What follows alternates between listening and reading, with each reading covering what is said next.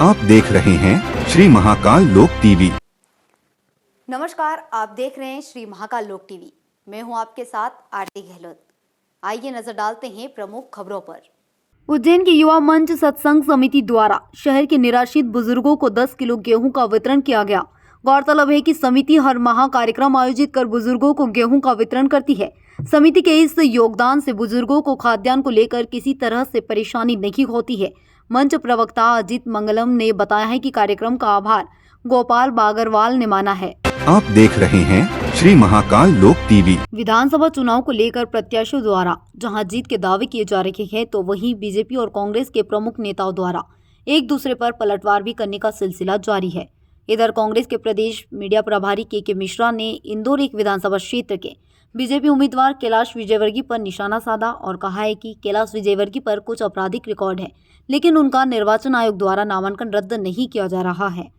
वहीं भोपाल में पत्रकारों से चर्चा करते हुए बीजेपी के प्रदेश अध्यक्ष वीडी शर्मा ने अपनी सरकार की उपलब्धियां गिनवाई। उन्होंने कांग्रेस को भी आड़े हाथों लिया है।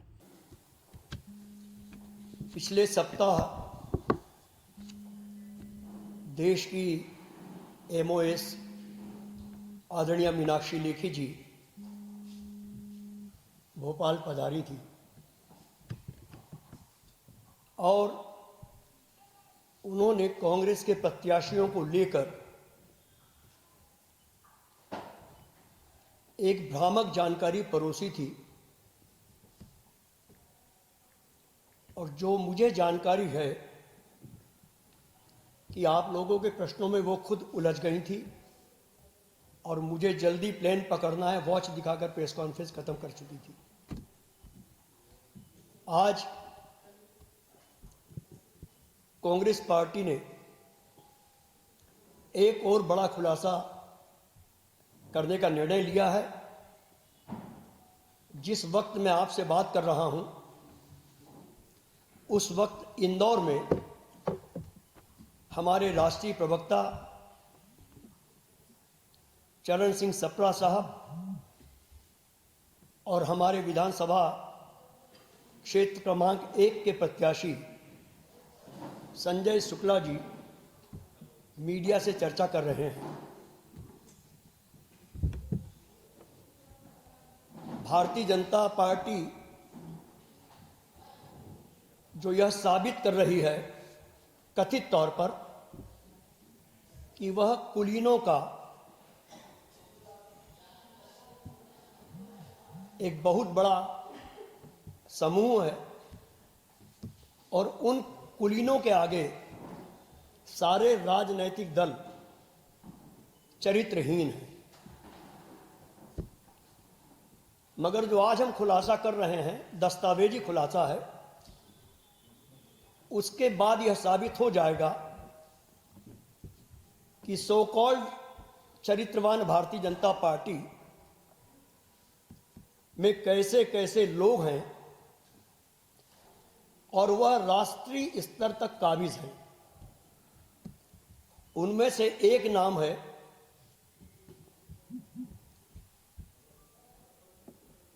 भारतीय जनता पार्टी के राष्ट्रीय महासचिव और इंदौर क्षेत्र क्रमांक 1 से भाजपा के प्रत्याशी जो हवाई जहाज पर प्रचार करना चाहते थे, मगर पार्टी ने उन्हें तमंचा दे दिया है कि आप खुद लड़िए, और वो मजबूरी में चुनाव लड़ रहे हैं। और मैं तो सीधा आरोप लगाऊंगा कि वो हवाई जहाज से प्रचार इसलिए करना चाहते थे, पब्लिक के बीच आना इसलिए नहीं चाहते थे कि उनके गले में सामूहिक बलात्कार का एक ताबीज डाल दिया है। और यही कारण है कि वो उस अपमान से बचना चाहते थे। मगर प्रकृति में मालिक बहुत बड़ी ताकत होती है। मध्य प्रदेश की जनता को नहीं मालूम था कि भारतीय जनता पार्टी के राष्ट्र के नेता, जो चरित्रवानों की कुलीन पार्टी है, उसके राष्ट्रीय महामंत्री सामूहिक बलात्कार के आरोपी हैं। और वह प्रकृति ने संदेश देकर उन कुलीनों के चेहरे को उजागर कर दिया है। हमारे पास उनका नाम वगैरह है मगर हम बता नहीं सकते हैं, विधान के अनुसार हमें चलना है। उन युवती ने 156(3) के तहत एक परिवाद डिस्ट्रिक्ट कोर्ट में लगाया और उस परिवाद में उन्होंने उस युवती के साथ कैलाश विजयवर्गीय जी के 2 अन्य साथी प्रदीप जोशी और जिष्णु वसु इन पर आरोप लगाया कि इन तीनों ने मेरे साथ सामूहिक बलात्कार किया है। डिस्ट्रिक्ट कोर्ट ने उस परिवाद को खारिज कर दिया। उसके पश्चात वो युवती हाईकोर्ट में अपील करने गई।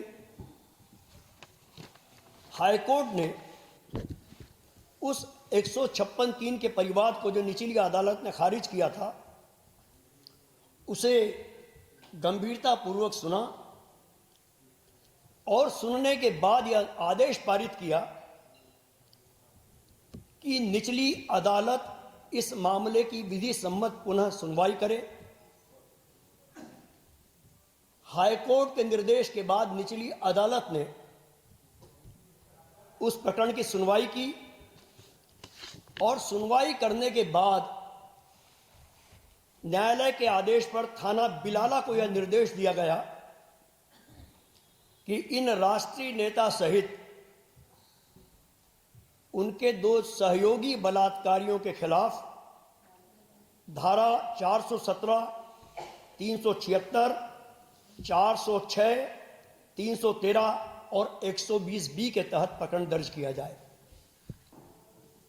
हम लोग इंतजार में थे कि नामांकन दाखिल हो जाए, फिर इनका सम्मान अच्छी तरह किया जाए। और वह दिन आज आ चुका है कि कैलाश विजयवर्गीय जी ने कोलकाता पश्चिमी बंगाल के चुनाव के दौरान जब वे वहां के प्रभारी थे, 10-10, 15 बैंकेट कमांडो लेकर घूमते थे, तब उन्होंने वहां काफी गुल खिलाए हैं। और ये मैं तो कह ही नहीं रहा हूं, उनके खिलाफ वहां पिटारा खोला है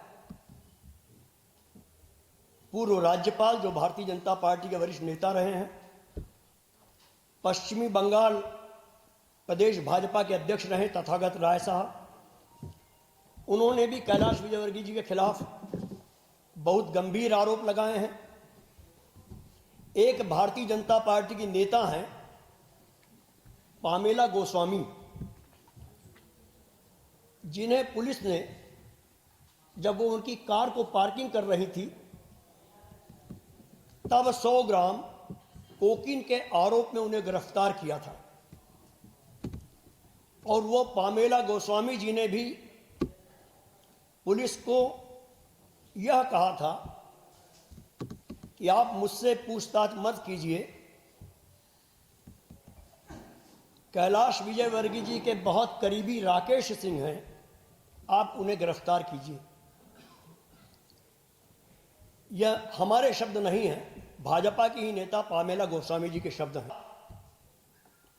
कैलाश विजयवर्गीय जी सुप्रीम कोर्ट गए हाई कोर्ट के निर्णय के खिलाफ।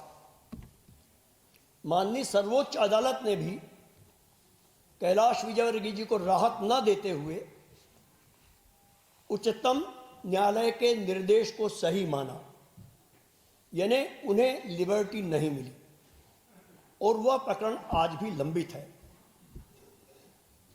कैलाश विजयवर्गीय जी ने जो कल अपना नामांकन दाखिल किया है, उस नामांकन में उन्होंने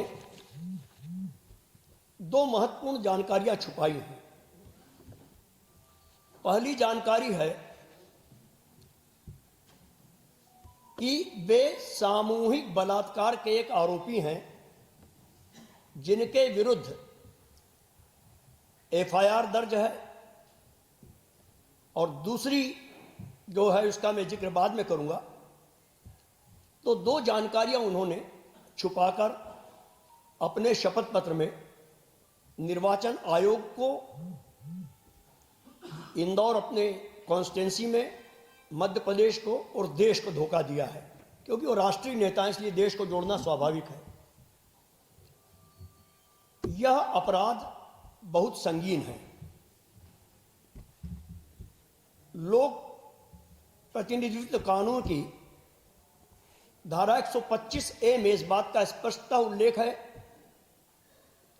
कि यदि कोई व्यक्ति अपने शपथ पत्र में इस तरह की जानकारी जो गंभीर किस्म की है, यानी सामान्य जानकारी भी शपथ पत्र में देनी ही चाहिए, यदि वो छुपाता है तो उसे 6 माह की सजा, कोर्ट से दोषी सिद्ध होने पर जुर्माना या दोनों हो सकता है।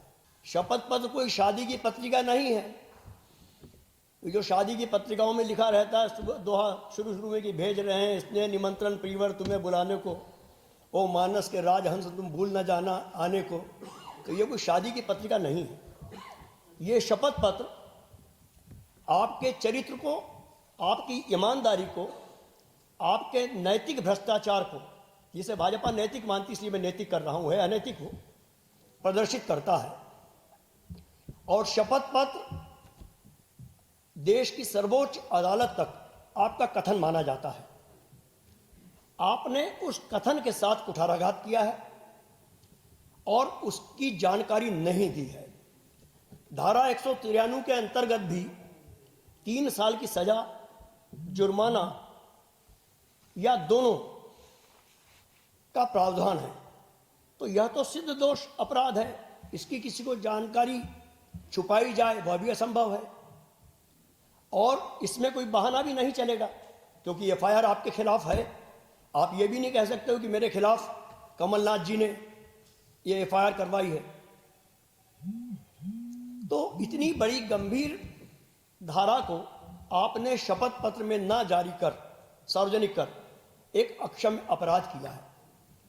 आप देख रहे हैं श्री महाकाल लोक टीवी। मामले किसी के भी खिलाफ हैं, स्पष्ट कानून है, उन्हें ये जारी करना पड़ेगा कि मेरे खिलाफ क्या आपराधिक प्रकरण है। चलिए रामेश्वर जी, ये तो मैं उल्लेख बता रहा हूं कि कांग्रेस ने किस प्रकार के दुर्दांत अपराधियों को भी टिकट दी है। इस मध्य प्रदेश को फिर उस दुरावस्था के दौर में ले जाने का प्रयास कांग्रेस करना चाहती है। मध्य प्रदेश स्वच्छता के क्षेत्र में माननीय प्रधानमंत्री मोदी जी ने भारत को स्वच्छ बनाने का अभियान देश के अंदर लिया। आज हमें गर्व है कि लगातार 6वीं बार इंदौर के अंदर स्वच्छता के अभियान में मध्य प्रदेश लगातार 6वीं बार आता है। तो अब तो ग्रामीण क्षेत्र में भी मध्य प्रदेश के जिले देश के अंदर अग्रणी बनते हैं। तो भारतीय जनता पार्टी की मध्य प्रदेश की सरकार माननीय शिवराज सिंह चौहान के नेतृत्व में प्रधानमंत्री मोदी जी ने जो काम इस देश के अंदर जिन अभियानों को लिया, जिन योजनाओं को लिया, उनमें मध्य प्रदेश लगातार 1 नंबर पर बढ़ता चला जा रहा है। टाइगर स्टेट बना मध्य प्रदेश। देश के अंदर टाइगर स्टेट के नाम से मध्य प्रदेश भारतीय जनता पार्टी के शासन काल के अंदर उन कामों से पहचाना गया। मैं पन्ना क्षेत्र में, मैं खजुराहो का सांसद हूं, जहां पर केवल 1 टाइगर बचा था। आज मुझे गर्व है कि उस पन्ना के अंदर लगभग 100 टाइगर्स, तो टाइगर स्टेट मध्य प्रदेश बना। महिलाओं को सम्मान, ये मध्य प्रदेश में भारतीय जनता पार्टी का हमारा अभिमान है। और माननीय मुख्यमंत्री शिवराज सिंह चौहान के नेतृत्व में हमारी बहनों को पहले 1000 रुपए देने का ऐलान किया था, लाडली बहनों को 1250, फिर 3000 तक जाएगा। बहनों के सम्मान के साथ उन्हें सशक्त बनाने का काम इस मध्य प्रदेश की भारतीय जनता पार्टी की सरकार ने किया। और इससे पहले कभी कभी झूठ बोलने वाली ताकतें कहती हैं कि हम कह रहे थे इसलिए ऐसा हुआ।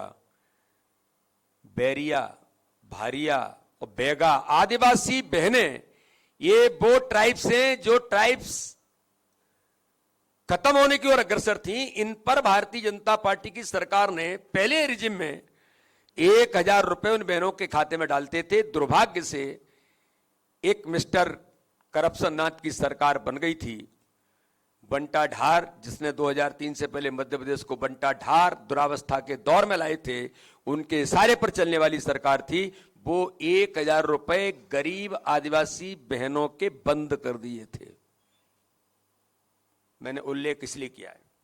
प्रदेशवासियों को बधाई और शुभकामना देता हूं और आज हम संकल्प लेते हैं कि अपने मध्य प्रदेश को एक नंबर बनाने का संकल्प, आत्मनिर्भर मध्य प्रदेश के साथ ये मध्य प्रदेश स्वर्णिम मध्य प्रदेश बनेगा। इस संकल्पना के साथ आज के दिन हम सब यहां पर इस बात का पूरे मध्य प्रदेश के 9.5 करोड़ जनता आज इसका संकल्प लेती है और भारतीय जनता पार्टी संकल्पित होकर के प्रतिबद्ध है कि अपने मध्य प्रदेश को जो हमने आज कांग्रेस के बीमारू राज्य से, दुरावस्था के दौर से बाहर निकाल करके अगर विकसित राज्य बनाया है, तो हमें विश्वास है कि भारतीय जनता पार्टी की सरकार अपने मध्य प्रदेश को फिर स्वर्णिम मध्य प्रदेश बनाएगी। यह हमारा संकल्प है। सत्या जी, आज 1 करोड़ 31 लाख बहनों को मध्य प्रदेश के अंदर 1 करोड़ 31 लाख बहनों को 1250 उनके खाते में जाता है और 1250 जाता है तो दलाल बिचौलिए नहीं होते हैं। 1250 ही एक क्लिक से मोदी जी के नेतृत्व में शिवराज सिंह चौहान के प्रयासों से उन बहनों के खाते में जाता है। दलाल और बिचौलियों की व्यवस्था देश के अंदर समाप्त हो गई है। किसानों के कल्याण के लिए और गरीब के उत्थान के लिए आज हमें बताने में गर्व है कि मध्य प्रदेश के अंदर 80 लाख किसानों को पहले 6000 माननीय प्रधानमंत्री देते थे, बाद में हमारी सरकार ने माननीय शिवराज सिंह चौहान के नेतृत्व में 4000 रुपए दिया, अब 6000 उनने भी किया। आज 12000 रुपए एक हमारे किसान भाई के खाते में सीधे पहुंचते हैं। ये भारतीय जनता पार्टी की सरकार है। 80 लाख किसानों को मुझे बताना चाहिए, गलती से 15 महीने की सरकार बनी थी मिस्टर करप्शन नाथ और मिस्टर बंटा ढार के इशारे पर चलने वाली सरकार। दर्द था किसानों के खाते में पैसा क्यों जाए। किसानों के नाम नहीं भेजे गए थे 15 महीने, क्योंकि मोदी जी का नाम होगा, भाजपा की सरकार का नाम होगा, किसानों का कल्याण होगा। फिलहाल इतना ही। आगे की अधिक जानकारी के लिए आप बने रहे श्री महाकाल लोक टीवी पर। नमस्कार।